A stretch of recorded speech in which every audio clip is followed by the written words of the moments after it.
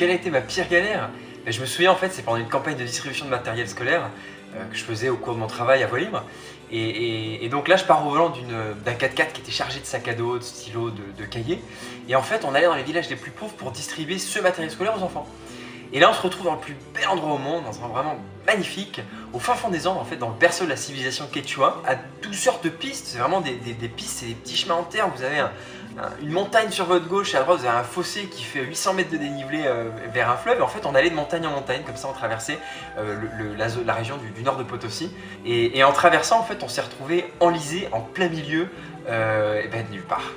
On était à 400 km de toute civilisation, de toute ville, vraiment perdu à une demi-heure entre deux villages. Et ça a été un grand moment de solitude pour moi. Et puis finalement, on a eu beaucoup de chance, puisqu'on a des gens, des locaux qui nous ont aidés justement à sortir le véhicule. Mais ça a été une bonne galère. Ma pire peur, c'est une très bonne question. C'est vrai que moi j'ai eu beaucoup de chance par rapport au vol ou aux attaques à main armée, ce genre de choses. J'ai jamais eu de soucis avec ça. Peut-être parce que le fait que j'étais bien accompagné, entre guillemets, des gens qui connaissent. Par contre, un jour, j'accompagnais ma femme les dimanches, en fait, comme était guide de tourisme, on allait dans les mines du Cerro Rico à Potosi. Ce qu'il faut savoir, c'est que cette mine du Cerro Rico, c'est un vrai gruyère. Ça fait 5 siècles qu'elle est exploitée, et le sommet, en fait, s'est déjà affaissé de 400 mètres. C'est-à-dire que la montagne a perdu 400 mètres d'altitude. Donc là, on est déjà bien engagé, on est au fond des galeries, il fait chaud, et à un moment donné, j'entends une énorme explosion juste au-dessus de nos têtes. Et le moment le plus inquiétant, c'est qu'au moment de cette explosion, il y a des petits gravillons en fait, qui commencent à tomber du plafond.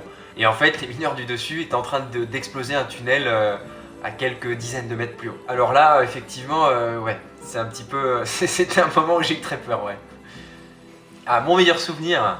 Alors, mon meilleur souvenir, je m'en souviens très bien, c'était le 22 décembre 2012. Et en fait, le 22 décembre 2012, c'est le jour où je me suis marié. Je me souviens de Jomaïra, ma femme était magnifique, elle était somptueuse. Et c'était pour nous deux le début d'une grande aventure, d'une très belle aventure que j'ai encore la chance de vivre aujourd'hui avec elle. Alors moi j'ai envie de vous partager aussi ma plus grande épopée. Alors pour ceux que ça intéresse, c'est une épopée qui se passe sur 4-5 jours, où en fait, qui commence comment j'arrive à m'échapper de 18 jours de siège par des mineurs en grève dans la ville de Potosi, c'était en 2010, qui défilaient avec de la dynamite, en fait, qui faisait exploser cette dynamite dans la ville pour manifester contre le gouvernement. Et ils ont complètement assiégé la ville, il n'y a personne qui pouvait rentrer, personne qui pouvait sortir, tous les commerces étaient fermés, c'était un grand moment de tension en fait à Potosi.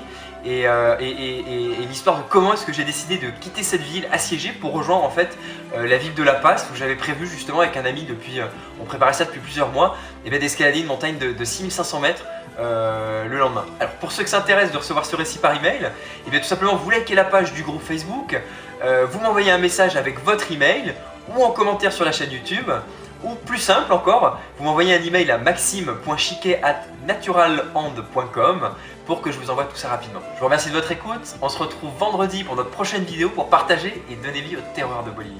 A bientôt.